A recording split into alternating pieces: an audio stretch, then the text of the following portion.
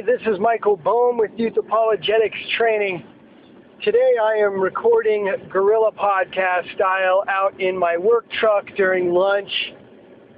It is blazing. It is a blazing disco inferno in here. So that noise you hear in the background is the air conditioning.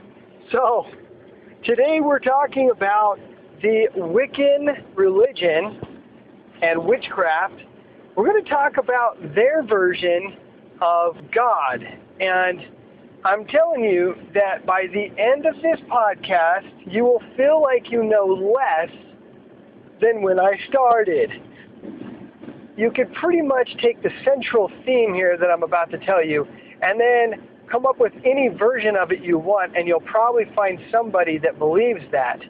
So let me give you the central theme, and then we'll break it up and kind of show you how this works. There's so many different versions of this, and I experienced some of this when I was part of this movement. Anyway, they believe in the existence of a supreme divine power known as the One or the All. And when you go around and look at different websites on the internet and such, you will find a lot of people refer to this God, whatever it is, this supreme power, as the One. And I think that makes me a little nervous, as if you will notice, the NIV version of the Bible refers to God as the One many times. The NIV has some questionable translators as part of their team, and I'm a little nervous about the NIV, to say the least. But they refer to God as the One also. Could be just a coincidence. Hey, don't run too far with that. I'm not putting on my tinfoil hat just yet. I do reserve the right to wear my tinfoil hat when I need to, but I just wanted to point that out. All right, let's move on. The All is not separate from the universe, but part of it.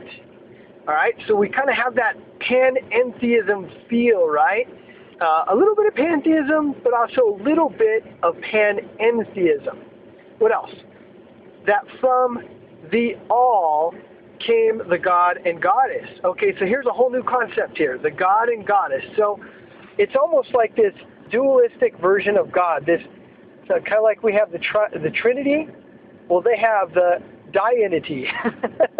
I just made that up. Don't run too far with that. But it's as if God is composed of a God and Goddess. All right? You with me so far? Let's move on. That God and goddesses, the God and Goddess are manifested in various forms in the universe. And just as an aside, it's interesting, this God and Goddess go by many names. Like, let's go with the male version first. This God is referred to as the Horn God, Pan, Adonis, Apollo. All right, I'm going to butcher this. I know it, but Karnanos, Atho, and Karnayana. Karnena. I apologize. And also the Green Man, Sun God, whereas the Goddess is referred to by many names as well. Diana, she's referred to as the Moon Goddess sometimes. Isis, Aphrodite. Yeah, so they've got lots of names. It's also interesting, the Goddess is sometimes referred to as a triple goddess, depending on what pagan you talk to. And when they say that, they mean these three aspects of the goddess: the maiden, the mother, and the crone. All right, and you see that in a lot of movies too. But anyway, so the maiden is supposed to symbolize virginity, the mother is for fertility, and the crone is for wisdom. And they even use a symbol, this like a triple moon symbol. It's kind of like if you had a backward C, the moon looks like a backward C, followed by, to the right of it, a sphere of the moon, and then followed by another moon that is in a forward-facing normal C. And if you scrunch that all together, that's kind of what this symbol looks like. It's a sea facing left or pointing to the left, a moon in the circle, and then another moon shaped like a sea to the right. And I know I'm just totally screwing this up, but hey, you got that in your head. That's what this triple moon or triple goddess symbol looks like. All right, so let's move on. And by the way, that's kind of the basis of this whole God thing. And then this is where everybody just kind of diverges into their own path, and it becomes absolute chaos. And again, all these Wiccans, these pagans, they consider everybody's view equally as valid, which absolutely drives me crazy. Either something's true or it's not. I can't stand that. I start getting the twitches when people think that 2 + 2 can equal anything but 4. I mean, it'll always be 4. And the same thing with these beliefs. Either they're true or they're false, or they're all false, right? So let's just move on. You have, like I mentioned, one version of this as a god and goddess, and it's like the Trinity in that they're both halves of the whole, okay? But yet other pagans see them as two separate deities, as you would kind of think. Other Wiccans see them as two deities, and there's a whole pantheon of other pagan gods, okay? So they have this whole array of different pagan gods. You know, just to kind of insert a little bit of Mike Bohm craziness in here, we know from the Bible that people sometimes have communications with angels that are not of God, kind of like what Paul was saying, I believe in Galatians 1:6, where he says, if we or an angel of God preach a gospel, any gospel other than what we have preached, let him be accursed. We know from that verse and others that sometimes there are angelic communications, and a lot of times they are not of God. People are speaking with fallen angels. And I think, as creepy as that sounds, I think that has happened throughout the history of our planet. We have Muhammad, who claims that he was speaking with some kind of an angel. We have Joseph Smith of the Mormons, who believes he had communications with an angel Moroni and another angel Nephi. And we have these pagans who claim to be communicating with gods.